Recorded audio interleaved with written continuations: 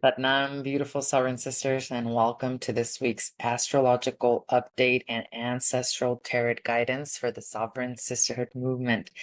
This week is a beautiful one. We're just going to call it that. Why? Well, we're going to be talking about today this very powerful Aries full moon that is upon us, that is absolutely lighting up the sky, challenging us all to face our deepest wounds and embrace true self-worth.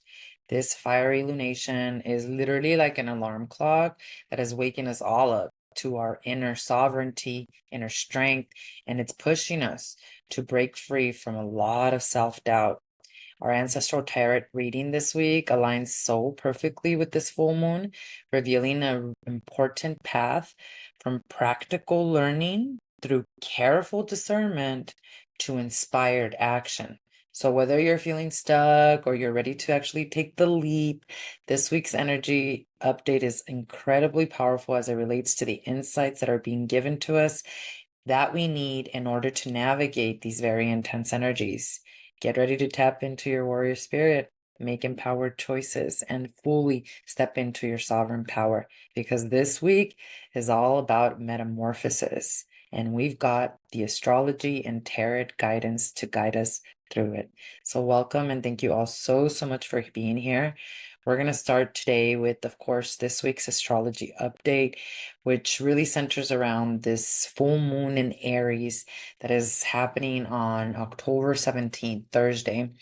Depending on where you are in the world, but it comes in for most of us in the United States of America on Thursday, October 17th. And when I think about this full moon in Aries, and as I was looking at all the different aspects, because that's the beauty of astrology, it's not just full moon in Aries, it's like, what are the transits that are working around this full moon? What are the other planets and signs doing that give us a really powerful story about what is happening as above, so below within each and every one of us? So as I was looking at these transits, it feels like these emotions and kind of like this pivotal like crossroads that we're kind of in, where we're being faced to like make these really important choices that are going to require a lot of courage, vulnerability, but also clarity. And this warrior energy that Aries brings, that's literally what Aries is known for, is actually being really manipulated and kind of like swayed by the presence of Chiron, the wounded healer, which is reminding us during this full moon in Aries that true strength comes actually from acknowledging our wounds, from being able to actually face them. You see, the story of this full moon is one of confrontation, but also transformation, metamorphosis. So even though you might feel like you're standing at like this pivotal crossroads, making all these crazy decisions, it's a gift. It's an incredible opportunity where now you can use this warrior energy while Chiron is showing you your deepest wounds that you've been working on, especially since 2008, and look at them so that you can really look at any blind spots that are related to why you still lack self-worth. And I know that sounds very painful, but remember, with the blind spots, you'll never be able to truly step into your sovereign power. With now these things being exposed through this full moon, it's an incredible opportunity for you to finally drop that cycle like it's hot and to truly understand yourself, minus the pain, to truly release these identities that have you've developed, probably unconsciously, through a lot of generational trauma. Because Chiron, the wounded healer, looks at our deepest wound. And of course, those are always related to the generational trauma patterns. The things you went through as a child, you think you're the only one that went through them, especially if they were traumatic. I can assure you, guarantee that there's somebody in your lineage that probably went through that. So let's break it down. Let's break down the different aspects of this full moon so that we can better understand the story and so that we can prepare. Because if we don't prepare for our success, then what the heck are we preparing for, right? So first and foremost, the Aries archetype. Aries is the first sign of the zodiac. So what's happening here is that this full moon is telling you a story of something that was also going on around the April 8th eclipse that occurred in the new moon in Aries. So there were certain themes that you were working through around that eclipse that happened this year. And those themes are now like repeating themselves here at this full moon in Aries to bring the cycle to an end. That's why it's so important to be very self-aware, very conscious. What are the cosmos doing? What are the planets and signs doing?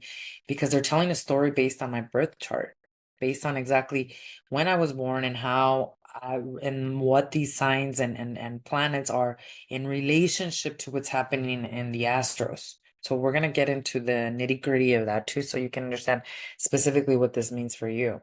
But in general, Aries is like this warrior archetype, right? The initiator, ruled by Mars, the planet of passion, action, desire, also very fiery, very warlike. You can understand why Aries is the warrior.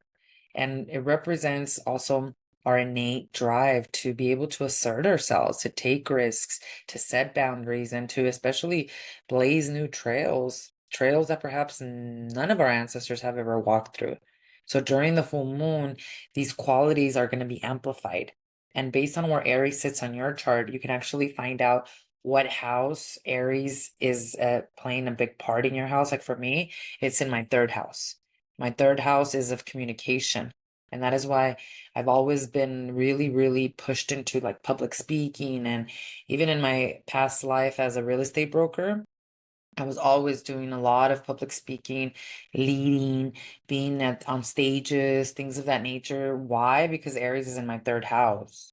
So Aries is in my third house of communication. That means that what's really going to be amplified during this full moon for me is my communication style. And there's going to be this fiery energy, which I'm already feeling, hence why I'm here, of getting the word out, of really being able to share this knowledge that has been bestowed upon me through God.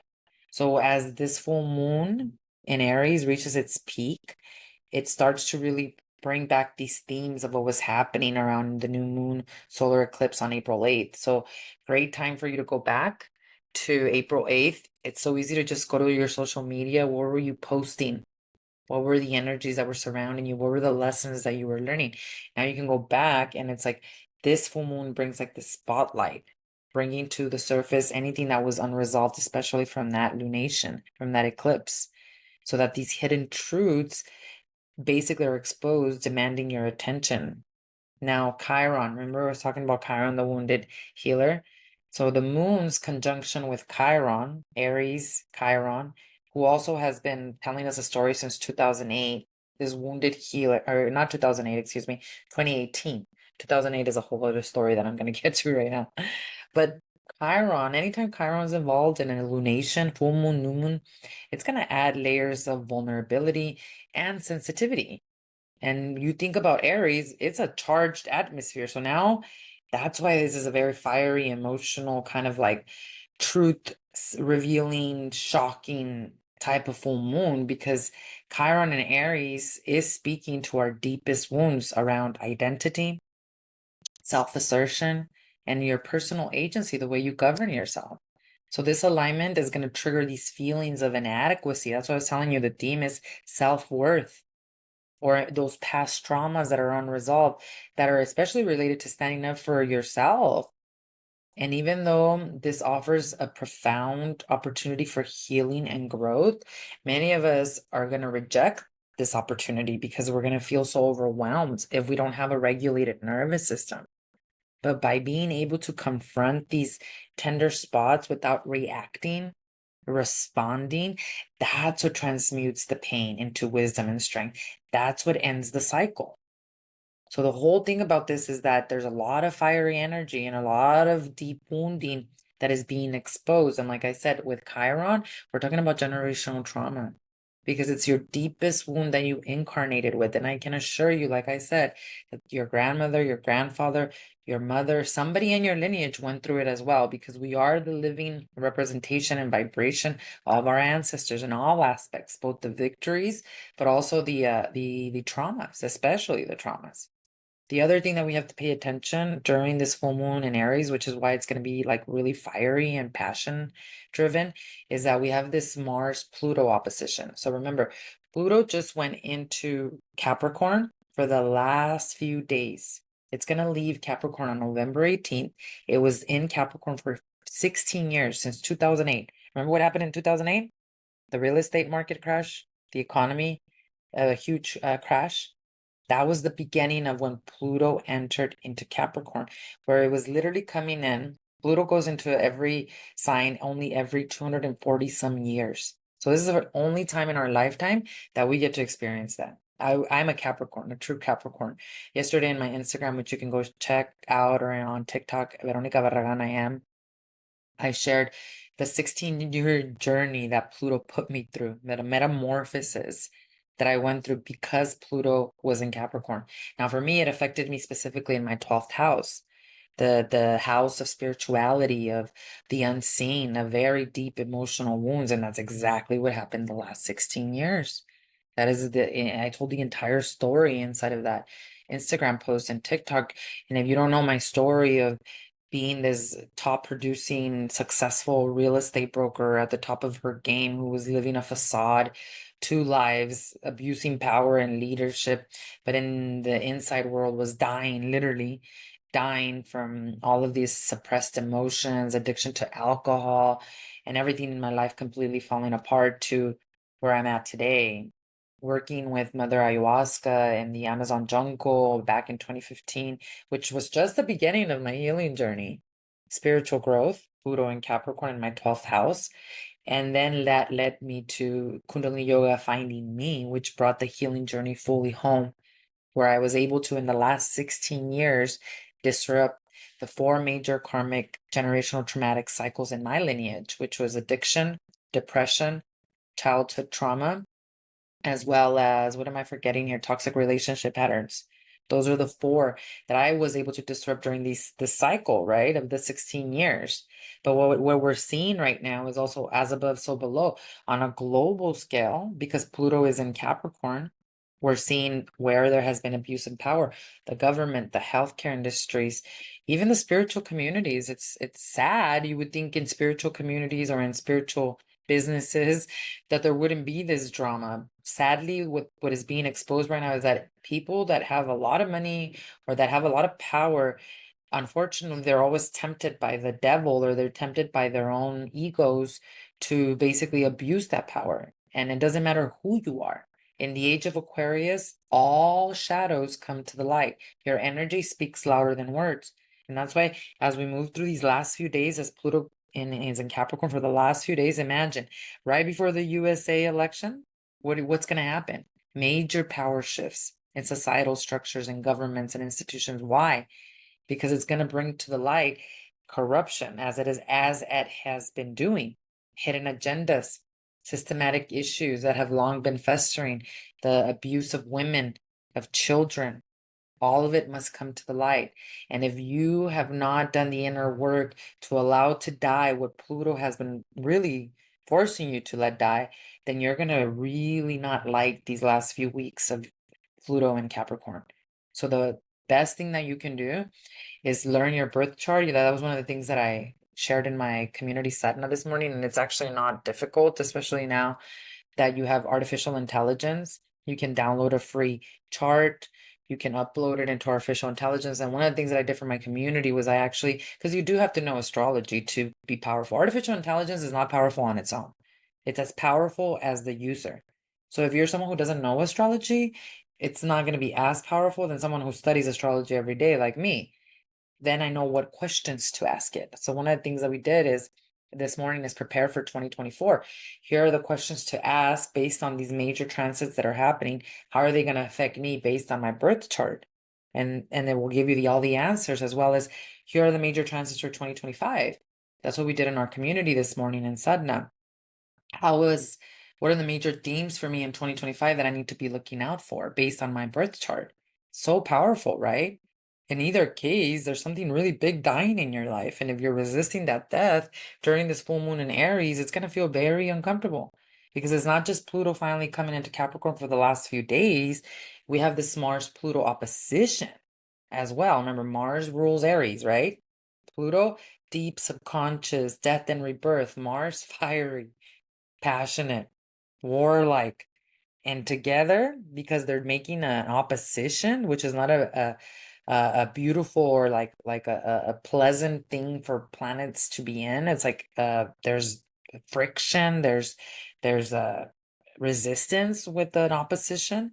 So what it's doing is it's setting the stage for some intense power struggles and transformative experiences where you want to be you, Aries, identity, my truth. But whatever society or the patterns or this energy of Mars-Pluto, which Mars is also in Cancer, representing our emotional drives during this full moon, representing our home, our need for security and protection.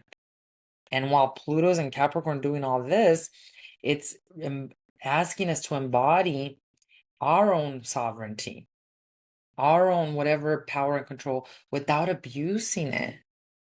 To learn those lessons, yes, it's okay to be passionate and fiery, but are you abusing it? Are you burning down the ship and the house? Because that's where it's going to get you in trouble. And you have to be careful with that this week too, because you could get into these situations where there's a lot of fiery Mars energy, especially as basically these two forces clashing and all these collective shadows being brought to the surface, intense confrontations in relationships, both personal and professional, a desire to break free from the oppressive situations or mindsets, revelations. So you got to stay neutral. You got to stay sovereign. You have to have a very regulated nervous system because you can easily be triggered during this lunation. Now, there's good news though. It's not all bad news. It's never good or bad news, by the way. It's always just the way you perceive it. But one thing that's helping us a lot to work through all these opportunities of facing our deepest fears and why we really don't feel worthy is Jupiter. Jupiter right now is retrograde in Gemini. Remember we talked about that last week? If you missed that podcast episode or that weekly astrology update here on YouTube, go check it out on my channel, because it'll tell you the perfect story of what's happening in your life. During this full moon in Aries, Jupiter is still retrograde in Gemini and is playing a big influence in what we're feeling this week. So what that means is that Jupiter in Gemini, there's an expanded opportunity for you to understand something, even though it's very chaotic. Jupiter expands, it influences, it encourages us to seek higher wisdom, to look at situations from multiple perspectives, and to find meaning in the unfolding dramas of our lives. So as it goes retrograde, it forces us to go within. So that, yeah, to me is such an incredible plus. It's something incredibly positive, because if it's forcing us to go within, expanding Gemini energies of the polarities, the duality, communication too, ruled by Mercury, then isn't that an incredible opportunity to really go within and to really understand these dynamics of power struggles we've been enduring that lead to why we feel like we're not worthy, why we carry shame? I mean, when you think about generational trauma, one of the things that we're doing right now in our Sovereign Sisterhood Academy, the group coaching program for generational healing, is a 40-day womb reclamation journey. I mean, when we have basically trauma in the womb, our second chakra is completely not functioning. So we carry a lot of shame. These are the most common generational patterns that get passed down in the second chakra that get stuck. I'm talking about SA abuse. I don't want to say it here to not mess up the algorithms here. I'm talking about miscarriages, abortions, all those things that need healing. No judgment, by the way. No judgment. It's not even God's judgment that you have to worry about. It's your own judgment, or the world's judgment. It's your own. But if we have a lineage where there's a lot of patterns of that, of miscarriages, losing their children, of abortion, of SA, all those things, this doesn't function in your second chakra, which means you don't even feel safe in your body, but you also carry a lot of shame, and it's very difficult for you to understand yourself. And why is it that you don't feel worthy? During this lunation, all this stuff could be coming up. And if you know your birth chart, which is not that hard nowadays, especially, you can hire a professional astrologer as well. And I would totally do that. If you need a recommendation, I don't do birth chart readings. I do them for myself. And when you join Satori, my community, that helps you begin in your generational healing journey, I pull a tantric numerology report for you, which has to do with tantra and numerology. But I don't do personal astrological readings. I do them for myself, and I've done them for my family. And I'm very well versed in my own personal one. But if you do need a professional astrologer, let me know. I know a few good ones. And it's really important for you to just, like, maybe the first time pull your own chart. Or today I showed everyone in my community how to do that. And it's not hard. It's actually pretty easy. And I actually gave them the prompts so they could actually write down or get information about the specific things that were happening.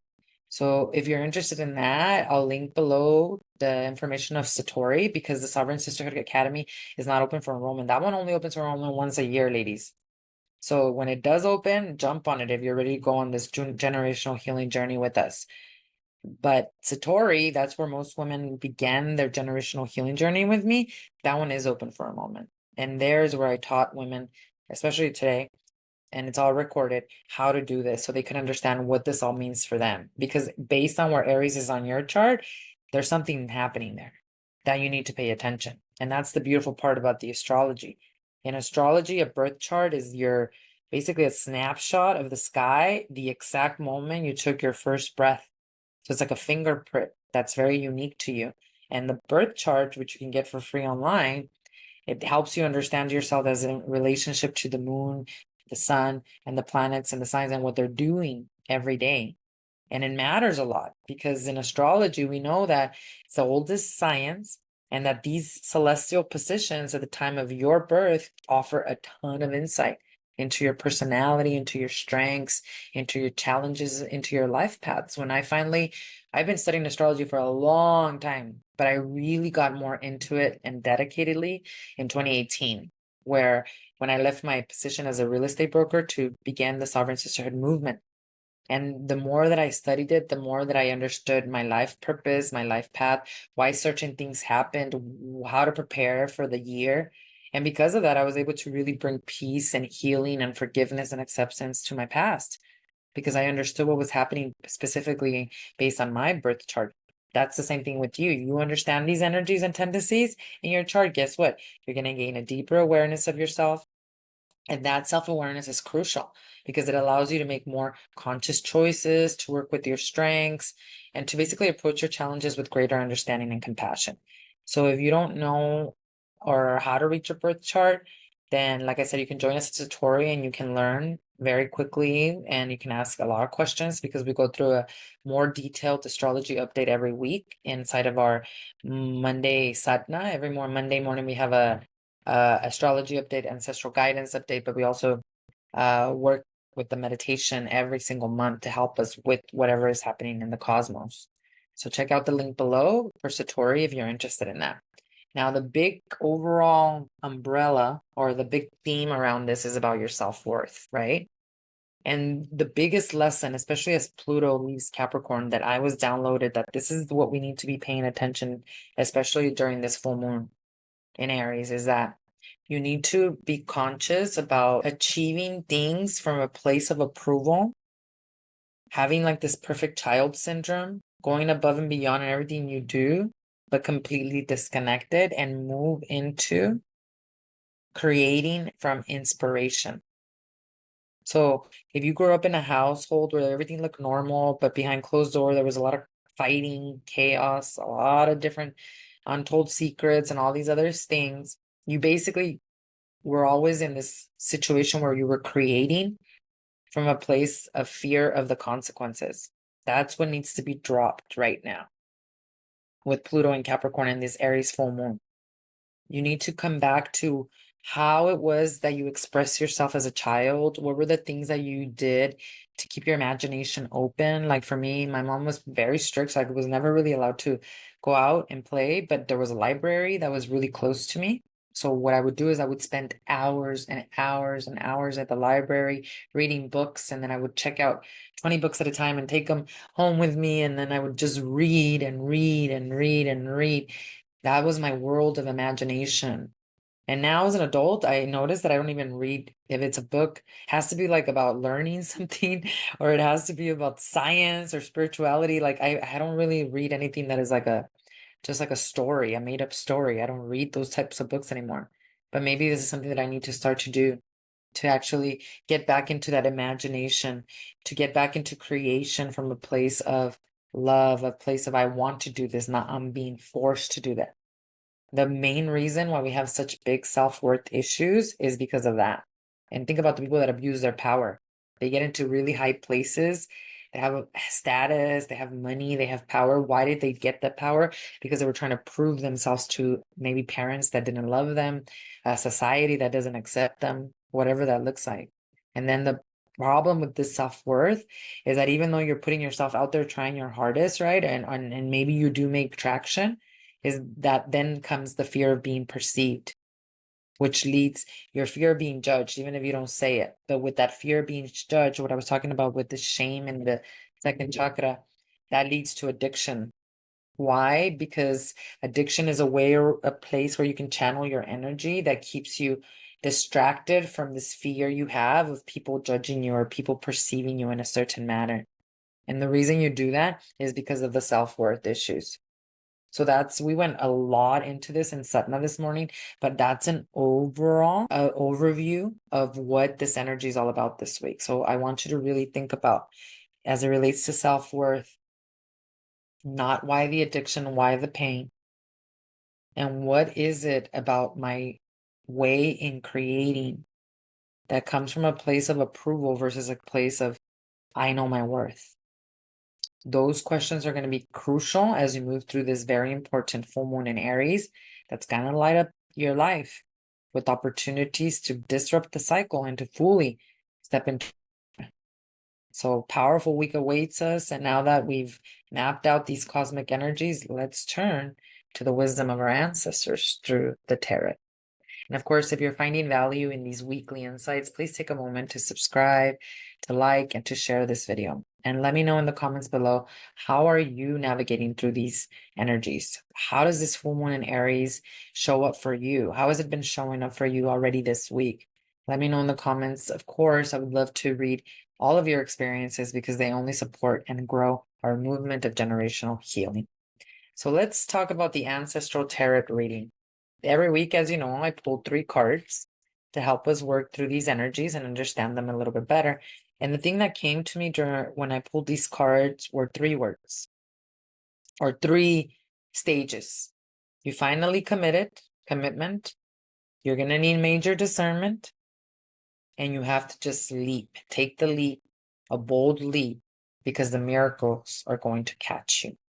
So what does this all mean? So first, the first card that came out is the Page of Coins. Page of Coins upright, and this is in our immediate past.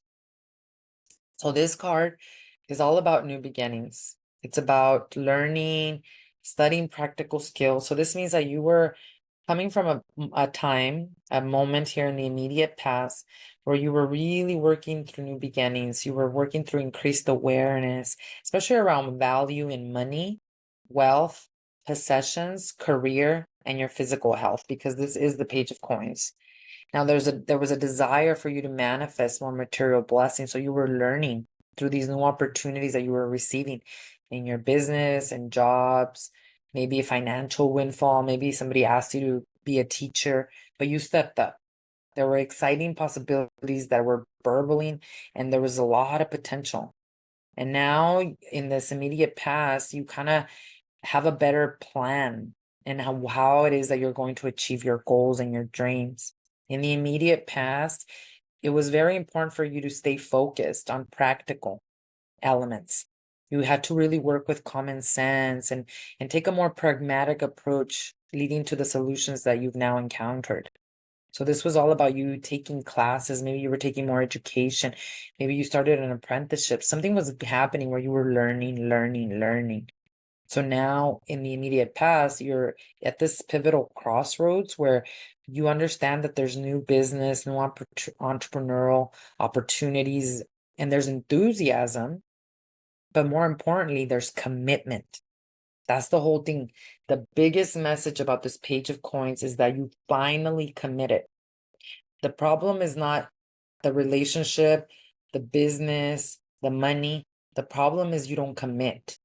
If you don't commit to the relationship fully, it will not fully commit to you, even if you don't say it out loud. If you don't commit to your business, to your life purpose, again, going back to the self-worth, then it's not going to commit to you. So you put in the hard work in the immediate past where you're like, oh my God, I'm committing. I'm committing to this life path. I'm committing to this relationship. I'm committing to my health journey, whatever that looks like. And because I'm committed, Now comes the fun part, which is the Seven of Cups in the present. So you learned a lot in the past that was preparing you for the now. And the Seven Cups in the present is all about having now a lot of multiple choices and opportunities that are being presented to you. And of course they would be, because you're in this vibration. You're committed now. You said yes. But now, guess what? There's still shiny, bright objects in them. Like, people are coming to you. They want to partner with you. They want to do all these different things with you. But is it really aligned with your truth and values? Are you saying yes to things that are not realistic, meaning they're not true to who you are? You need major discernment right now. When someone heals themselves, is what we're talking about in Sadhana too. When you heal yourself, people want your energy. When someone heals themselves, they are comfortable in their body and their mind and their spirit. So that gives others the permission to do the same. And because of that, your energy becomes very, very appealing. Like, you walk into a room, that's what a yogi does. One who meditates, we walk into a room, we change the energy of the room. The energy doesn't change us. And that's the energy you're in because of the Page of Coins. But now everybody's like wanting to give you opportunities. Everybody's wanting to ask for your help. Everyone's like, are you sure you don't want to do this? How about this? How about that? You need to be able to discern. Don't go falling back into that lack of self-worth, being a people pleaser. That's what this card is saying. And it's not just what's being presented to you as opportunities. You also need to pay attention to the illusions you're coming up with, these unrealistic things in your mind, like wishful thinking. This is a time of action. So if all you're doing is wishful thinking, you're the one that's creating these illusions. But if opportunities are being presented to you, you need to discern which ones are the ones I'm going to take, and take the ones that align with your values and take action. You not making a decision is going to hurt you. But remember, you learned to commit. So the decision should not be difficult at all. In either case, right now, you got to stick to that commitment. Because if you don't, there's going to be a potential for paralysis analysis from all these multiple options. So it's very important for you in the present to align with choices that are connected to your purpose and to your highest good. And so is everyone. So it's not just my highest good, but everyone's highest good.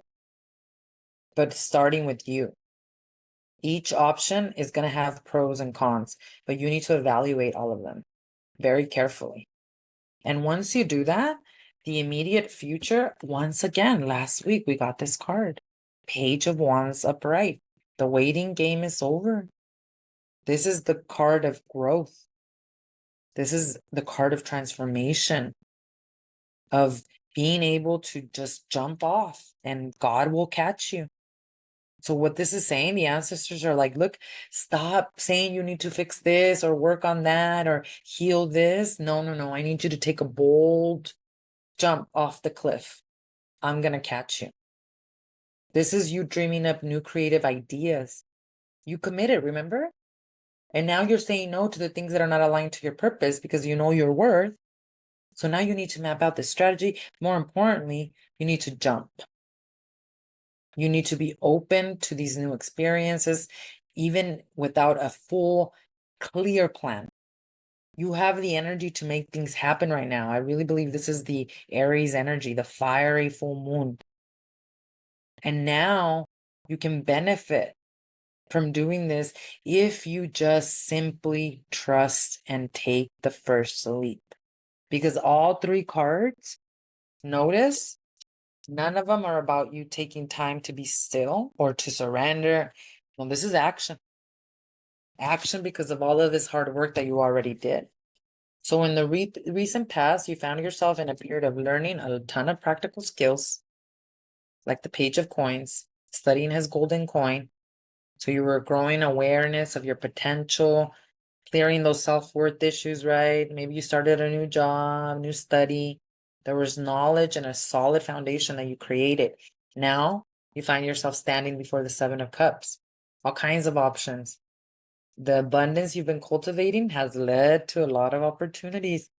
But with this comes the challenge of discernment, self-worth. Some of these cups, they're offering you genuine growth, but a lot of them are just illusions. And are you creating these illusions by not taking action? So then, in the immediate future, the Page of Wands now says, this is a time of renewal. Now that you've committed and you said yes, and you made these clear choices from the Seven of Cups, there's excitement. There's new beginnings. There's a lot of creative spiritual pursuits that will be incredibly perfectly aligned for this divine cycle you're entering. Now, the Page of Wands is only asking us to pay attention to this warning. Do not let your enthusiasm remain just as a spark. This is a time to take inspiration and ground it in reality, just as you did when you were working with the Page of Coins. So take the first steps. Be open to learning as you go. Your journey right now is taking you from learning through a period of choice and discernment to inspired action. Remember, growth often comes in cycles. Not often, it always comes in cycles. As you embark on this new inspired path, it's so important for you to maintain grounded practicality of the Page of Coins, which is where you came from, to stay focused, to regulate your nervous system through the inner work of meditation, so that you can then continue to learn to discern and to nurture that spark within you so that you can balance these energies into practical skill, wise choices, and inspired action. That's what this week is all about. Incredible. The ancestors are really loud this week, and aligned with this full moon in Aries that's happening, we are all setting ourselves up for some major success and for the opportunities to disrupt the cycles and patterns that no longer serve us. So this week we have journeyed through the very fiery energy of the Aries full moon, calling us all to embrace our self-worth and to really, really step into our sovereign power. Our ancestral tarot guidance has shown us a path from grounded learning through careful discernment and now inspired new beginnings where we're taking action. Remember, this week is about recognizing your inherent value, facing your fears of being seen, and taking a courageous action towards your dreams. So as you move through the days ahead, carry with you the strength of Aries and the wisdom of your ancestors. And of course, if this message resonated with you, please hit that like button, share it with other sovereign sisters, and subscribe to help others find this guidance and to join us in our global movement of generational healing. Together, we're not just reading the cosmos and the ancestral tarot cards, we're creating a community and a global movement of sovereign sisters like you, not only ready to shine their light, but to break the cycles of generational trauma in their lineage. Until next week, stay bold, stay true, and keep embracing your sovereign.